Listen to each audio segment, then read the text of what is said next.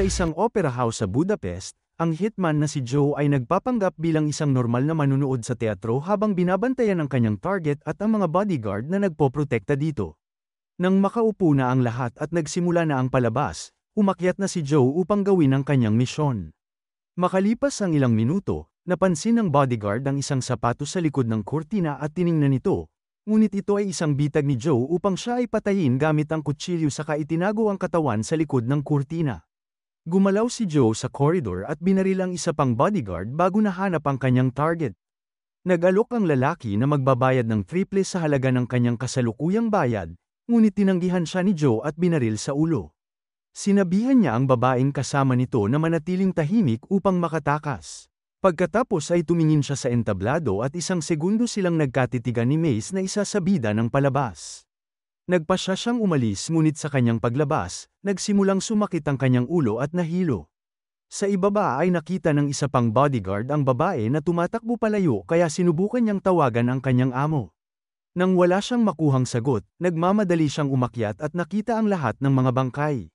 Sa sandaling yun ay nakita siya ng security team na may dalang baril kaya naghanda ang mga ito na arestuhin siya dahilan kaya nagpaputok siya. Nagawa niyang mapatay ang isa sa mga ito habang ang isa ay nakapagtago at humingi ng tulong. Sumunod ay nagtago ang bodyguard sa beranda, at nang siya ay sinundan ng opisyal, binaril niya ito sa likod ng pintuan. Biglang bumukas ang lahat ng ilaw sa teatro at nagpasya ang bodyguard na tumalon mula sa beranda at lumapag sa gitna ng entablado. Ang mga mananayaw at ang publiko ay agad na natakot at nagsimulang tumakbo palayo habang ang isa pang opisyal ay lumitaw sa beranda upang barilin ang bodyguard mula sa malayo. Tumakas si Mace kasama ang iba para lang aksidenteng matulak sa sahig ng mga tao, kaya nalaglag niya ang kanyang cellphone at natapakan ang kanyang mga kamay at paa sa proseso. Sa sandaling yun ay nakita siya ni Joe at binuhat siya kasama ang kanyang cellphone upang dalhin siya sa labas. Sa sandaling ibaba niya ito ay nagsimula na naman na sumakit ang kanyang ulo kaya hinintay niyang lumingon si Mace upang tumakas. Pag-uwi niya ay napagtanto niya na nasa kanya pa rin ang cellphone ni Mace, pagkatapos ay uminom siya ng gamot at alak bago natulog. Kinabukasan ay pumunta siya sa doktor na gumawa ng iba't ibang mga pagsusuri at naniniwala na siya ay maaaring dumaranas ng mga epekto ng trauma sa ulo. Makukuha niya ang resulta ng mga pagsusuri sa ibang pagkakataon. Ngunit pinayuhan na siya ng doktor na magsimulang mag-isip tungkol sa paghahanap ng bagong trabaho. Pagkatapos ay binisita ni Joe ang taong humahawak sa kanya, na kanya ring matalik na kaibigan na si Zivy, na iniisip din na kailangan ni Joe ng bakasyon at makakilala ng isang espesyal na tao. Pagkatapos ng maraming pag-aatubili, pumunta si Joe sa dance studio para ibalik kay Mace ang kanyang cellphone. Sobrang nagpapasalamat ang babae at ibinigay ang cellphone number nito sa kanya na may mapang akit na estilo. Sa kanyang paglabas, itinapon niya ang numero sa basurahan, ngunit mabilis niyang pinagsisihan ito at kinuha itong muli. Sa gabi ay nahihiya siyang nagpadala ng mensahe kay Mace ngunit nagkasundo sila na magkaroon ng isang date. Natapos silang maghapunan ng magkasama at nagkaroon ng isang masayang oras, bagaman hindi ibinunyag ni Joe ang kanyang tunay na trabaho. Sa mga sumunod na araw, hinati ni Joe ang kanyang oras sa pakikipagkita kay Mace at sa paggawa ng mas maraming mersenaryong misyon sa iba't ibang lugar tulad ng France, Romania, Austria at Switzerland. Naging seryoso ang relasyon nila ni Mace at nagsimula silang magpalipas ng gabing magkasama, ngunit nakalulungkot dahil ang sakit ng kanyang ulo ay hindi humihinto at ang gamot ay hindi na epektibo. Nang handa na ang mga resulta ng pagsusuri, may sinabi na masamang balita ang doktor kay Joe dahil mayroon siyang neurodegenerative brain disorder. Walang lunas para dito kaya ibig sabihin ay 3 buwan na lang ang natitira para mabuhay si Joe. Dahil sa isang estado ng pagkabigla ay hindi nakapagsalita si Joe, at tinanggihan niya ang alok ng doktor na therapy. Sa halip ay umuwi siya at nagsimulang magsaliksik tungkol sa sakit na ito sa online. Doon ay maraming video ng mga tao na nawawalan ng kontrol sa kanilang katawan at mayroon pang impormasyon na nagpapatunay na wala itong lunas. Kumuha ng baril si Joe at pinag-isipan na wakasan ang mga bagay, ngunit naalala niya si Maze. Binuksan niya ang isang lihim na safe sa sahig at inilabas ang lahat ng kanyang pera, pagkatapos ay kinuha niya ang lahat ng kanyang mga armas at itinapon sa ilog. Kinabukasan, pumunta si Joe kay Zivy at sinabi na gusto niyang mag-alok ng 2 milyon para sa kanyang sariling ulo. Papatayin na sana niya ang kanyang sarili pero hindi yun babayaran ng life insurance, gusto niyang makuha ni Mace ang insurance money. Gayunpaman, tumanggi si Zivy na gumawa ng kontrata sa kanyang matalik na kaibigan gaano man kalaki ang bayad. Pagkatapos ay pinuntahan ni Joe si Marian na dati ring assassin, at ngayon ay nagtatrabaho na bilang handler. Ang kanyang bodyguard na si Max, isang hitman na kilala sa kanyang kalupitan. Si Marian ay may personal na sama ng loob kay Joe dahil pinatay niya ang kanyang ama kahit na tinuruan siya nito noon, kaya't natutuwa itong gumawa ng kontrata para sa kanyang buhay. Dahil may ilang bagay pa si Joe na dapat gawin, hiniling niya sa kanya na i-activate ang misyon sa hating gabi. Pagkaalis ni Joe, tiningnan ni Marian ang assassin app para humanap ng mga hitman para sa misyong ito. Una ay nakipag-ugnayan siya kay Love Doll na nasa Switzerland at tinatapos ang ibang kontrata. Nang makita niya ang mensahe ay tinanggihan nito ang misyon na nagsasabing hindi sulit ang 2 milyon. Sumunod na pinadalhan niya ng mensahe ay si Goyang at ang kanyang gang na nasa isang karaoke bar sa Prague. Ang gang ay nagbabalat kayo bilang mga manggagawa sa lahat ng oras, at ngayon ay ipinakilala na nila ang kanilang mga sarili upang patayin ang kanilang mga target sa loob lamang ng ilang segundo salamat sa kanilang pagtutulungan. Pagkatapos ay masayang tinanggap ni Goyang ang kontrata ni Joe. Pinadalhan din ni Maria ng mensahe ang Longest Brothers na kasalukuyan na pinapatay ang isang lalaki sa pamamagitan ng pagtali sa kanya sa kanilang mga motor at sabay nila itong papaandarin upang mahati ang kanyang katawan. Nang gabing yun ay nakipagkita si Joe kay Mace na walang kamalay-malay na sinusundan ni Max. Nakipaghiwalay si Joe sa kanya at binigyan siya ni Mace ng huling halik bago umalis na umiiyak. Pagkatapos ay umuwi si Joe at nagsimulang uminom habang nagre-record ng mensahe para kay Mace tungkol sa buong katotohanan. Balak niyang ipadala ito pagkatapos ng kanyang kamatayan, gayunpaman ay mali ang napindot niya kaya naipadala na ito ngayon bago pa mangyari ang dapat mangyari. Habang pinakikinggan ni Mace ang mensahe, nakatanggap si Joe ng tawag mula sa kanyang doktor na nagpahayag ng malaking balita. Nagkapalit pala ang mga resulta ng pagsusuri ni Joe sa isa pang pasyente, kaya hindi siya mamamatay at sa katunayan ay ganap siyang malusog at maaari siyang mabuhay ng mahaba. 5 minuto na lang ang natitira bago maghating gabi kaya naghanda si Joe ng bitag, hindi nagtagal ay dumating si Goyang at ang kanyang gang. Sila ay gumamit ng usok ng sigarilyo upang makita ang laser na sensor sa pasukan. Madali nilang naiwasan ito at pumasok sa loob habang nagsasalita si Joe mula sa kanyang pinagtataguan na sinasabing kinakansela na niya ang kontrata. Gayunpaman, ininsulto siya ni Goyang at pinaalalahanan siyang dapat nirerespeto ang mga kontrata, pagkatapos ay sinundan ng isang miyembro ng gang ang boses sa banyo kung saan naghihintay si Joe para makipaglaban. Ang lalaki ay napakahusay sa martial arts ngunit madali siyang nadaig ni Joe at ibinalibag siya sa isang salamin na pader. Ang sumunod na miyembro na babae na may hawak na palakol ay tinamaan siya sa kanyang likod, ngunit itinulak siya ni Joe sa basag na salamin at kinaladkad ang kanyang lalamunan sa mga bubog para patayin siya. Ang naunang lalaki ay nagalit at umatake muli, ngunit nang sinubukan niya ang isang espesyal na sipa ay binali ni Joe ang kanyang binti, pagkatapos ay inihagis niya siya sa dingding. Sumunod na inatake ng isa pang miyembro ng gang si Joe gamit ang isang espada na naging dahilan ng isa pang labanan. Matapos magpalabas ng ilang suntok, hinawakan ni Joe ang braso ng lalaki para baliin ito at mabitawan ang kanyang espada. Pagkatapos ay pinatay niya ang lalaki sa pamamagitan ng paghagis sa kanya sa isang haligi. Ang huling miyembro ng gang ay nilapitan siya na may 2 malalaking sandata at pagkatapos ng maraming pagkabigo, nagawa siya nitong saksakin sa kanyang balikat. Sa kabutihang palad ay nagawa pa rin niya na ipagpatuloy ang pakikipaglaban sa kasinuntok ng sobrang lakas ang babae, na naging sanhi ng pagkawala ng mga ngipin nito. Ang natitira na lang ay si Goyang na naghagis ng kutsilyo sa binti niya, para lang patayin niya siya gamit ang sandata mula sa kanyang balikat. Pagkatapos sindihan ng sigarilyo ni Goyang bilang pamamaalam, umalis si Joe sa apartment at inactivate ang bitag na nagpasabog sa kanyang tahanan at pinatay ang babaeng walang ngipin. Ang katawan nito ay lumabas sa bintana at bumagsak sa kotse ng gang, kaya sumabog din ang katawan nito. Sa daan ay ginamit ni Joe ang cellphone ni Goyang para tawagan si Marian, na nagsasabing kinakansela niya ang kontrata ngunit maaari niyang itago ang pera. Nagalit si Marian dahil gusto pa rin niyang gumanti para sa kanyang ama saka sinabi na doblehin niya ang gantimpala para sa kanyang ulo. Nang marinig ang ilang mga motor na papalapit, pumasok siya sa isang lumang gusali at doon ay pinalibutan siya ng Longest Brothers na gumagawa ng mga trick sa kanilang mga motor upang umatake. Naiwasan ni Joe ang ilan, ngunit ang karamihan sa kanilang mga pag-atake ay patuloy na nagpapabagsak sa kanya. Sa kabutihang palad ay nakakita siya ng tubo sa malapit at sa sumunod na sundan siya ng isa sa magkapatid, pinalo niya ito para mahulog siya mula sa motor bago tinapakan ang kanyang ulo para patayin. Ang isang kapatid na lalaki ay sumigaw sa galit at pinaandar ng mabilis ang kanyang motor, para lamang masipa ni Joe ang gulong ng motor dahilan para lumipad siya. Ngayon ay kinuha na ni Joe ang motor upang makatakas. Samantala, ipinadala ni Marian ang misyon sa mga pinakamahusay na hitman sa Europa.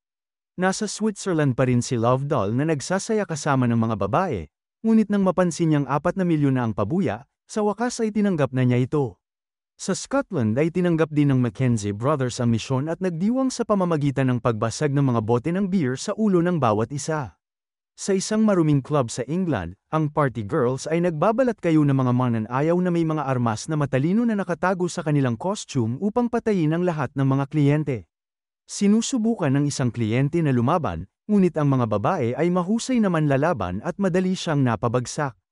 Samantala, sa Spain ay may isang grupo ng mga kriminal ang naghahanda ng ilang ilegal na droga para ibenta, ngunit naantala sila ni Botes na gumagamit ng mga hakbang sa pagsayaw at kutsilyo sa kanyang bote para patayin ang lahat ng lalaki sa silid na may kahanga-hanga na kasanayan. Sa ibang lugar, pinuntahan ni Joe si Zivy na gumagamit ng pandikit para isara ang kanyang mga sugat. Dahil handler lang si Zivy ay wala siyang mga baril, maaari lang siyang mag-alok kay Joe ng mga tirang pampasabog mula sa ibang misyon. Ang asawa ni Zivy ay nagboluntaryo din na tumulong at binigyan si Joe ng masusing masahe kasama na ang papapatunog sa kanyang leeg. Ito ay agad na naging sanhi ng pagkawala ng sakit ng ulo, pagkahilo, at dobleng paningin ni Joe. Hindi nagtagal ay dumating si Love Doll sa Budapest sakay ng tren at ipinadala sa kanya ni Marian ang lahat ng impormasyong mayroon siya tungkol kay Joe, kasama na ang lokasyon ni Maze. Sinabihan rin niya ang kanyang pinsan na si Manny para sunduin si Love Doll. Si Manny ay nakakainis at medyo estupido ngunit nangako si Marian sa kanyang tiyuhin na tuturuan din niya itong maging hitman. Pinuntahan nila ang lugar ni Maze at pinalibutan siya ng siya ay lumabas. Agad na sinipa ni Maze si Manny kaya pinatumba siya ni Love Doll gamit ang suntok upang makuha siya. Sa umaga ay naglakbay si Joe sa isang lumang kastilyo sa kanayunan at mabilis na nalaman ni Max ang tungkol dito. Ang impormasyon ay ipinadala sa lahat ng mga hitman na nagmamadali papunta sa lokasyon na yun. Gayunpaman ito ay sadyang ipinagkalat ni Zivy bilang bahagi ng kanilang plano. Sa loob ng kastilyo ay inihanda ni Joe ang lahat ng kanyang mga sandata, at ang magkapatid na Mackenzie ang unang dumating. Pumasok sila sa kastilyo at binato sila ni Joe ng granada bago lumabas para lumaban. Noong una ay kinakaya pa ni Joe ang isang Mackenzie, ngunit nang ang magkapatid ay sabay na umatake ay nahirapan na siya. Kaya naman kinuha ni Joe ang gauntlet ng armor at ginamit ito para lumaban muli, at siya ay nakapagpalabas ng mas malalakas na suntok salamat sa gauntlet. Gayunpaman, ang kanilang pagtutulungan ay patuloy na nagpapabagsak kay Joe. Sa oras na yun ay biglang nagkaroon ng maliit na argumento ang magkapatid kaya ginamit ni Joe ang pagkakataon na gamitin ang isa sa kanyang mga bitag. Hinawakan niya ang isang lubid para ibaba ang isang chandelier kaya nahulog sa bitag ang isa sa magkapatid, na naitulak patungo sa ulo ng hayop at agad na namatay. Pagkatapos ay kumuha si Joe ng isang piraso ng sungay at nilabanan muli ang isa pa, nagpalitan ng ilang sipa bago niya ito sinaksak hanggang sa mamatay. Sa sandaling yun, ang party girls ay pumasok habang nagpapaputok kaya ginamit ni Joe ang katawan ng patay na lalaki bilang isang kalasag upang tumakbo sa isa pang silid. Pagkatapos ay naghagis ng granada ang mga babae ngunit naiwasan nito ni Joe sa ginamit ang baril ng magkapatid upang gumanti ng putok. Hindi nagtagal ay may hinagis na isa pang granada at tinamaan siya nito bago pa siya nakapagtago. Nagpatuloy ang putukan at naubusan ng bala si Joe, kaya sinubukan siyang lapitan ng isa sa mga babae. Hindi sinasadyang natapakan nito ang isang bitag na nagresulta ng pagsabog na nagpabagsak sa kanya. Kaagad na kinaladkad ni Joe ang kanyang katawan sa isang sulok at inactivate ang kanyang granada bago siya inihagis sa isa pang babae upang ang pagsabog ay maging dahilan ng sabay nilang pagkamatay. Nagawa ni Joe na makuha ang kanilang baril bago sumabog ang granada sa pinto. Sa kabilang banda ay hinihintay siya ni Botes at mabilis siyang dinisarmahan bago sinuot ang kanyang earbuds para gabayan siya ng musika. Isang mano-mano na labanan ang naganap, at si Botes ay isang mahusay na mandirigma dahil madali siyang nakakasabay sa galaw ni Joe.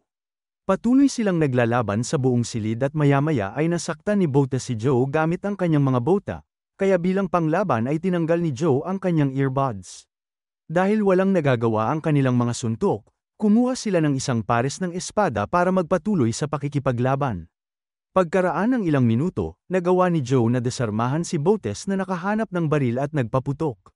Tumakbo si Joe upang magtago sa likod ng isang mesa at nag-activate ng isa pang bitag na nagpasabog kay Botes at naiwan lamang ang kanyang bota.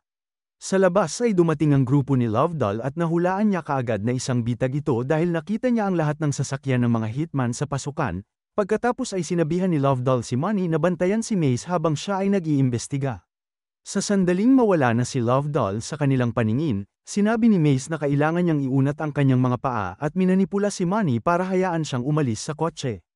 Pagkatapos ay nagkunwari siyang nahulog at kumuha ng sanga para patumbahin ang lalaki. Samantala, tinawagan ni Lovedoll si Joe gamit ang cellphone ni Maze at nag-alok na palalayain ang babae kung isusuko niya ang kanyang sarili. Ngunit napilitan silang itigil ang kanilang pag-uusap nang dumating si Max kasama ang isang buong armadong koponan. Pumasok sila sa kastilyo at nagsimulang tumingin sa paligid habang nag-iingat upang maiwasan ang anumang mga bitag. Si Joe ay nagtago sa mga anino at nag-activate ng isang paputok na nagpabagsak sa kalahati ng koponan. Pagkatapos ay dahan-dahan siyang umikot sa paligid upang saksakin ng isang sundalo at kunin ang kanyang baril. Ginamit niya ang baril na ito upang patayin ang iba pang mga tao sa kwarto at tumakas sa likod na pinto. Hinihintay siya ni Lovedoll sa hardin at pinababa nito ang kanyang baril. Ngunit bago pa sila makagawa ng kasunduan ay dumating si Maze gamit ang kotse ni Manny at binangga si Lovedoll bago binuksan ang pinto para kay Joe. Magkasamang tumakas ang dalawa habang ang mga natitirang tauhan ni Max ay nagsisikap na magpaputok ngunit hindi sila nagtagumpay. Sa kalsada, sa wakas ay sinabi ni Joe kay Maze ang lahat tungkol sa pagkakapalit ng resulta ng pagsusuri at ang kanyang tunay na trabaho. Ipinaliwanag niya na pinapatay niya ang mga kriminal at hindi ang mga sibilyan. Sumumpa rin siya na titigil na siya sa trabaho na yun. Natutuwa si Maze sa narinig dahil buntis siya. Nang magkaroon sila ng kasunduan na aayusin na ang mga bagay-bagay, biglang nawala ng malay si Maze at natuklasan ni Joe ang isang tama ng bala sa kanyang leeg. Nagpasya siyang iwan ng kotse at dinala si Maze sa pinakamalapit na gusali na nagkataon na isang simbahan. Mabuti na lang at dumaplis lang ang bala sa kanya kaya mabilis siyang nagkaroon ng malay. Nawala ang bigat ng pakiramdam ni Joe kaya hiniling niya sa kanya na pakasalan siya at pumayag naman si Maze. Ngunit duda ang lokal na pari dahil wala silang marriage license, walang testigo, at ni isa sa kanila ay hindi Katoliko. Sa huli ay pumayag siyang ikasal sila kung sila ay aamin sa totoong nangyari. Ang kawawang pari ay natakot nang marinig ang lahat ng mga pagpaslang kay Joe, ngunit nang ipaliwanag ni Joe na gusto niya ng pangalawang pagkakataon sa buhay upang maging isang ama, pumayag ang pari na hingan siya ng kapatawaran kapag nanumpa siya na titigil na. Nagsimula ang hamak na seremonya at gumamit si Joe ng pinang granada bilang singsing, ngunit nag-ambala sila ni Lovedoll na biglang nagpaputok. Hinarap ni Joe si Maze para iligtas at sa halip ay nabaril ang pari. Sa parehong oras ay may biglang hinagis na granada sa loob ng simbahan at ang pagsabog ay nagdulot ng sapat na usok para makatakas sina Joe at Maze kasama ang pari. Ang pagsabog ay nagmula kay Max na nagsimulang nakipagtalo kay Lovedoll kung kanino mapupunta ang pabuya. Habang nasa silid ay nililinis ng dalawa ang sugat ng pari, pagkatapos ay nagpaputok si Lovedoll at nagawang mapabagsak ang ilan sa mga tauhan ni Max. Maya-maya ay bumalik si Joe at binaril din ng ilang mga sundalo. Napakaraming granada ang patuloy na sumasabog na naging dahilan ng isang maliit na apoy. Nang subukan ni Lovedoll na labanan ng isang sundalo, naghagis si Max ng isa pang pampasabog na naging dahilan ng pagbagsak ng bakal kay Lovedoll. Si Max ay nagsimulang mag-ikot sa simbahan, pagkatapos ay pinatay ang kanyang huling tauhan dahil ito ay nasugatan. Sinubukan ni Joe na sorpresahin siya mula sa likuran at doon ay tinutukan nila ng baril ang isa't isa, para lamang matuklasan ni Joe na naubusan na siya ng mga bala. Si Max ay ipinahayag na siya ang nanalo ngunit bago pa niya maunahan si Joe ay pinasabog na ni Maze ang kanyang ulo. Sa ibang lugar, inihahanda na ni Marian ang kanyang mga gamit para umalis ng bansa, ngunit nagpakita si Zivy upang ipahayag na nilabag niya ang mga patakaran tulad ng kanyang ama saka siya binaril sa ulo. Samantala, nagkaroon ng maayos na kasal sina Joe at Maze kasama ang maayos na ngayon na pari at lahat ng kanilang mga kaibigan. Handa na si Joe na simulan ang kanyang buhay bilang isang retiradong lalaki, ngunit napagtanto ni Maze na ang pagpapalaki ng isang bata ay napakamahal kaya sinabi niya sa kanyang asawa na marahil ay kailangan pa niyang gumawa ng ilang misyon. Dito na nagtatapos ang kwento, sana ay nagustuhan mo ito. Kung hindi ka pa nakasubscribe ay mag-subscribe ka na upang matulungan mo ang channel na ito. Mag-comment ka na rin tungkol sa kwento. Salamat!